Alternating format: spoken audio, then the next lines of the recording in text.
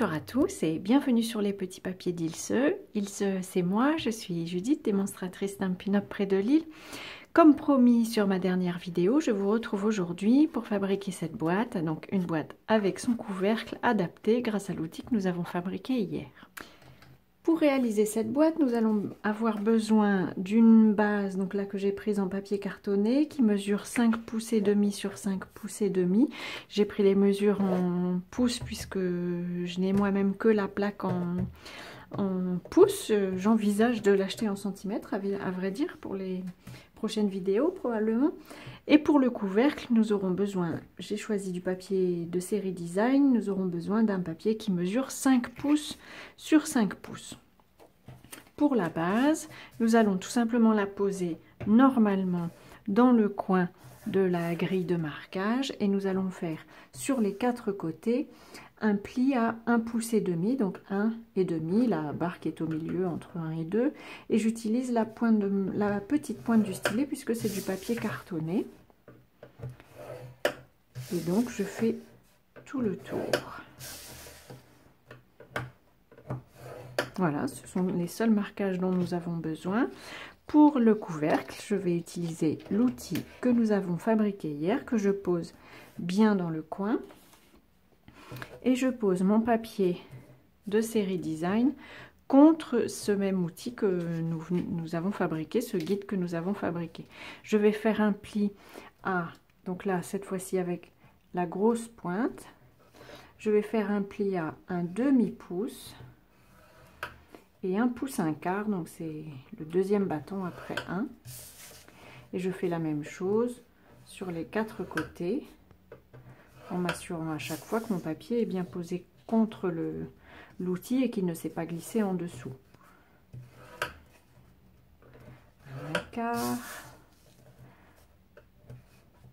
1/2 et 1/4. Voilà, nos marques sont faites. En fait, elles permettent, comme j'ai expliqué sur mon site si vous êtes allé voir hier, elles permettent de décaler très légèrement le papier de l'épaisseur du papier cartonné, puisqu'il faut que notre boîte soit légèrement plus large, sinon si elle a exactement la même taille que la base, forcément ça ne s'imbrique pas bien l'un dans l'autre. Pour la suite de la boîte, nous allons pouvoir marquer tous nos plis.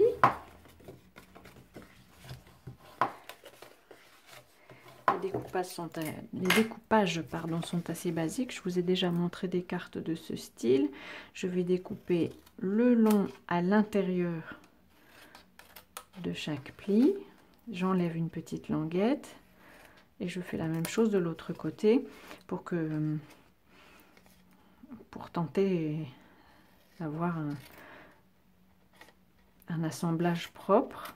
C'est pour ça que j'enlève ça. Je vais avoir un peu de jeu pour qu'il n'y ait pas un morceau du rabat qui dépasse de la boîte. Alors j'aime bien sur ce genre de boîte faire tout le tour comme ça en hélice pour ne pas avoir un endroit où il y a un côté où il y aurait 2 épaisseurs de rabat et un côté où il n'y en aurait pas du tout. Là, tous les côtés vont être à peu près égaux. Voilà pour la base. Pour le couvercle, là j'ai fait un couvercle un peu plus compliqué. J'aime bien avoir un couvercle double parce que ça lui donne un peu de consistance, ça le rend un peu plus solide. Et donc, je vais vous dessiner les marques que j'ai faites au crayon. Nous avons à chaque coin, voilà, une marque comme celle-ci. En fait, nous allons enlever ces morceaux-là. Celui-ci, souvent, je le laisse, il ne me gêne pas du tout. Il permet juste d'avoir un rabat un peu plus long, mais en théorie, c'est un morceau qu'on enlève. Donc, plutôt que de m'embêter, je garde les deux. Et ici, je coupe aussi en diagonale pour la même raison, pour m'assurer qu'il n'y ait pas un morceau qui dépasse. Et je vais aussi faire le tour de toute ma boîte. Alors, avec la lumière déplorable que nous avons aujourd'hui, ça n'est pas très facile de voir. J'espère que le tout n'est pas flou pour vous.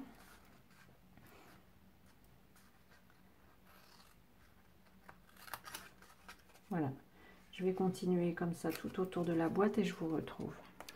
Mes découpages sont terminés, je vais pouvoir coller les deux éléments de ma boîte. Alors, pour ceci, c'est très simple, je mets un peu de colle liquide sur chaque rabat et on place le pli du rabat le long de la découpe, en fait, le long du côté.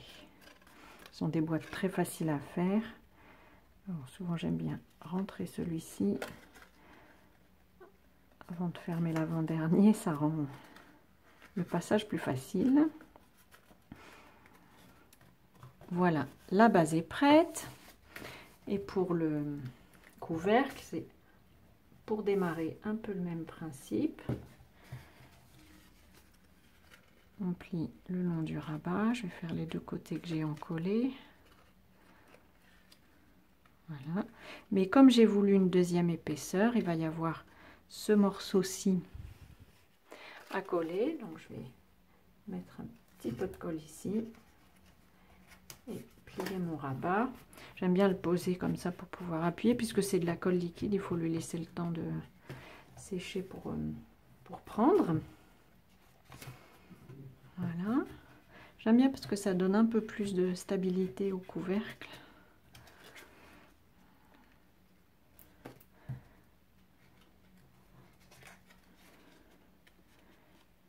Je colle celui-ci et son rabat. En fait, c'est l'expérience qui m'a fait choisir de plier les deux morceaux du même côté tout de suite, parce que si jamais cette languette là est mal posée, on n'arrive pas à passer l'autre rabat. Et comme c'est de la colle liquide, tant qu'elle est encore, tant qu'on vient de la poser, il est encore temps de faire quelques modifications. Voilà, j'en colle ce rabat-ci. Voilà. Et donc suspense, normalement notre couvercle a la bonne taille pour pouvoir être placé sur la boîte. Voilà, donc il épouse parfaitement, en même temps il tient, il n'est pas trop décalé au point de ne pas tenir sur la boîte. Voilà, je trouve que l'outil que nous avons fabriqué hier est parfait. Nous allons pouvoir lui faire une petite décoration quand même. Pour cela, j'ai pris le set de tampons Charmantes Étiquettes et j'ai choisi de Ma Cuisine pour Toi. Ça pourrait être une boîte dans laquelle on placerait quelques petits biscuits, pourquoi pas. Et donc, tout simplement, oh, l'image n'est pas très belle, j'ai envie de le refaire. Je vais le faire au verso. Voilà, ça va être mieux. En effet, c'est mieux. Et donc, j'ai pris la perforatrice qui lui est assortie. Jolie étiquette.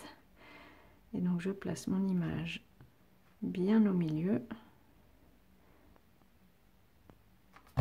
Voilà. Et je vais pouvoir la placer avec des mousses. Et donc, avec, je vais en mettre 4.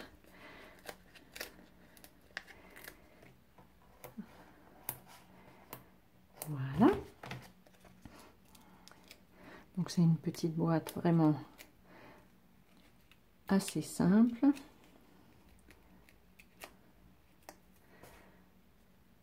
Je vais peut-être la mettre comme ça sur le côté pour qu'on voit les jolies fleurs.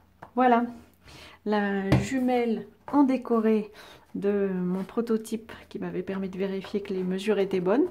Voilà, de petites boîtes pour faire un petit cadeau, peut-être pas aussi petite que celle que je fais d'habitude, un peu entre deux.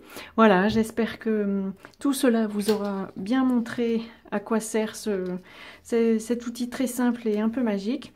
Je vous souhaite de passer comme toujours une belle semaine, créative si possible. Et bien entendu, je vous donne rendez-vous à la semaine prochaine pour une nouvelle idée. À bientôt!